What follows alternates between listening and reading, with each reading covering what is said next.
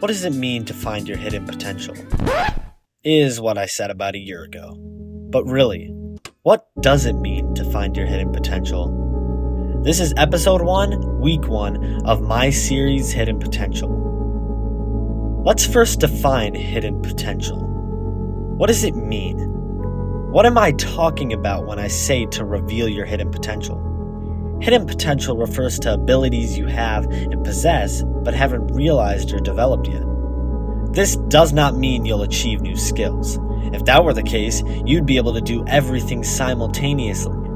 But that's just not the case. To unlock your hidden potential, you need to dig deep into self-reflection, meditation, and step outside of your comfort zone. Nobody said it was going to be easy. In your head, it sounds really easy, like a piece of cake, and if it does turn out to be easy, you're doing it wrong. I'm not saying some things can't be easy, but if you want to improve, you need to challenge yourself both mentally and physically at the same time. For example, let's say it's raining outside. It's cold and you're tired, but you still haven't ran today. What should you do? Should you stay inside and watch TV, or should you go and run? Right now, you'd probably say, well, of course I'd run. But when you're in that situation, it's a harder decision, deciding between a warm bed and running in the cold rain. Let me tell you one thing. It's not about the running. It's about being able to get your ass outside, knowing that the weather isn't all great, and pushing yourself to run even though you are tired. That's how hard it has to be. Nobody's going to be there to tell you to push yourself to the limits. All my life, I've been told to do more. Then, once I started to do lots of work, I was told to do less. This is the world we live in. Being lazy is normal. If you're running in the rain, people will look at you like you're crazy. You're not. I'm not trying to say that in an egotistical way. I'm trying to tell you the truth. Nobody but you can push you to the limits. Not me, not God, not your parents, not anyone but you. That's how I define hidden potential. Now, let's get into step 1. Daily routine. Does it work? Absolutely.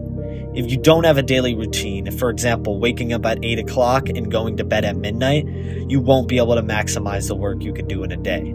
This is because you still want to save time for yourself, because you can't work all day and then go to sleep right after you finish. I know this is stating the obvious, but the question everyone is asking is, how do I make a daily routine and how do I make it good? Well, first of all, you need to keep in mind that 8 hours of sleep is the least you should sleep. This follows a daily routine schedule called the 8-8-8 rule. This consists of 8 hours of sleep, 8 hours of work, and 8 hours of daily activity. This leaves a balanced and healthy daily routine. But what to put in? What factors make the 8-8-8 rule so effective? Well, first, you choose a time to sleep and wake up. For me, I chose to go to bed at midnight and wake up at 8. I'm more of a night person though, so if you like early mornings, choose maybe 10 o'clock to go to sleep and 6 in the morning to wake up. This will give you 8 hours of sleep. Next, 8 hours of work. Once you wake up, the 8 hours you have to work starts. This is why you need to use those 8 hours efficiently and sustainably. Get to work as fast as possible and get as much done as you can within the time given. This is where prioritization comes into play. If you work a job and have lots of work stacked up, the first thing you want to focus on is the work your job assigned to you. That is the top priority. You set a checklist from most important to least important and work your way down. This is also what I like to call the decompress method. When you have all this work compressed into a small 8-hour time slot, you'll be stressed out and get tired easily. This means if you do all the less important work first, you'll be out of gas by the time you reach the really important work. If you take the big projects out first, it leaves more space for the smaller things, hence the decompress method. Now, another factor you need to focus on is multitasking. Multitasking is not an all-the-time trump card you use to get work done faster. Multitasking can hurt your day as it takes longer to complete than if you were to do the tasks separately. So it's best to avoid multitasking if you can. Now, I don't have to explain the quote-unquote 8 hours to yourself. That's pretty self-explanatory. You do whatever you want in this time frame, but I highly recommend taking an hour or two to exercise. But we will cover that in a later video. Now, let me explain how to add the finishing touches to your daily routine. If you stick to a routine, you need to be motivated and stick to it. So motion plays a huge role in your daily routine.